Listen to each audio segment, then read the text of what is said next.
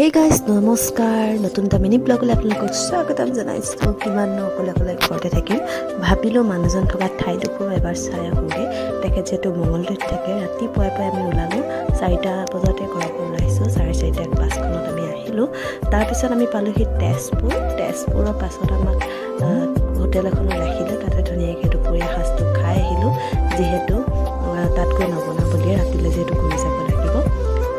তাৰপিছত তেওঁ থকা ৰুম আহি পাই গ'লোহি। ৰুমটো ইমানেই চিম্পলি কৰি থৈছিলে, মই ঠিক ঠাক কৰিলোঁ। গধূলি তেওঁ জইন কৰি আহিলে, মোক ধুনীয়াকৈ একাপ কফি বনাই দিলে আৰু মই খালোঁ। তাৰপিছত তেওঁ থকা ঘৰৰ মালিকে আমাক আকৌ কিবা এটা খাবলৈ বুলি মাতিলে। তাতে আমি গৈ খালোঁগৈ ধুনীয়াকৈ ৰুটি ভাজি।